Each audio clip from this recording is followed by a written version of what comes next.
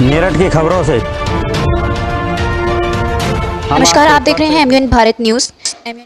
Anti corruption movement Bharat के द्वारा चलाए जा रहे भ्रष्टाचार मुक्त भारत निर्माण अभियान के तहत आज चौधरी चरण सिंह विश्वविद्यालय के अटल भवन में राष्ट्रीय गौरव अवार्ड सेरेमनी का आयोजन किया गया।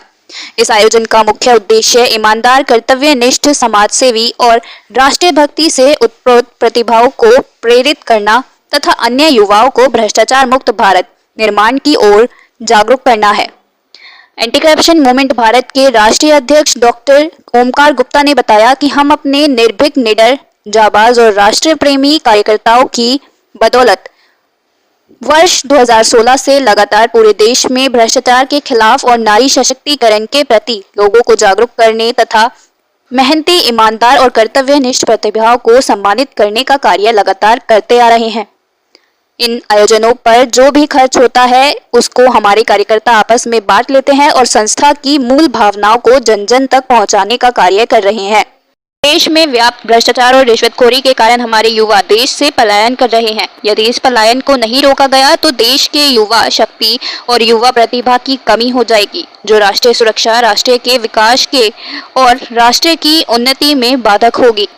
मैं हिंदुस्तान की समस्त आवाम का आह्वान करता हूं कि देश के विकास के लिए, मजबूत राष्ट्र के लिए थोड़े से लालच में ना पड़े और स्वच्छ, स्वस्थ तथा भ्रष्टाचार मुक्त भारत निर्माण के लिए एकजुट होकर संघर्ष करें।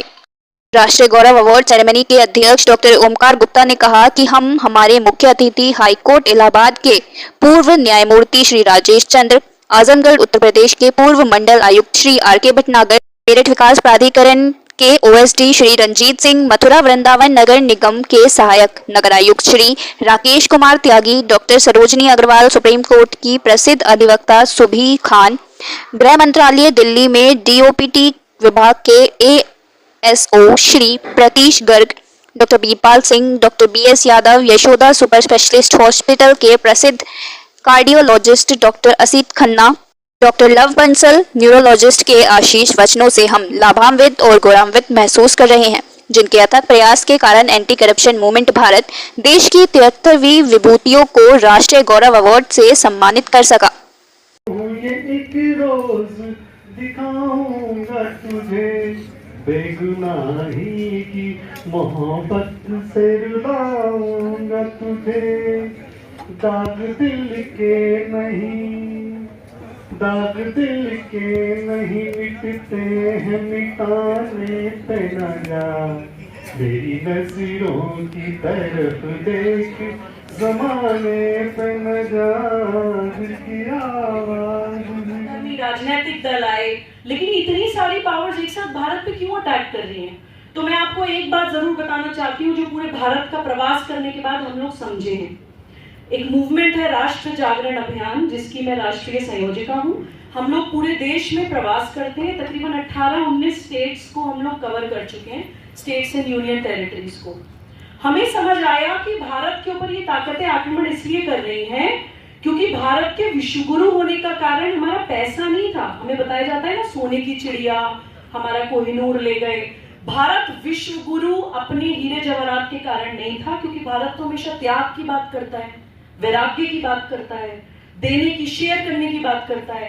तो भारत विश्वगुरु क्यों था? भारत विश्वगुरु था अपनी प्राकृतिक संपत्ति के कारण। और पूरी दुनिया में जितनी भी जंग, जितनी भी लड़ाइयां हो रही हैं, सब जो है इस प्राकृतिक संपत्ति के कारण हो रही है। Nobody was interested in Afghanistan. मुख्य अतिथि ex commissioner IAS Shri R K. Bhatnagar ji, मंच पर आसीन Shri Veerpal Singh ji, doctor and director of CCHS university, Shri Pratish Bansal ji, Shri Pratish Garg ji, गृह मंत्रालय से, और doctor love Bansal ji, doctor BS Yadav ji, सम्मानित मंच और सभागार में उपस्थित सभी महत्वपूर्ण विभूतियाँ और सभी अन्य श्रोतागण, मैं आप सबको नमस्कार करती हूँ, आपका स्वागत करती हूँ, अभिनंदन करती हूँ। नफरतें सबके मिटाना चाहते हैं ये, किसी का है मोहम्मद तो किसी का राम, में, किसी का है मोहम्मद तो किसी का राम कविता में। ताली बजा।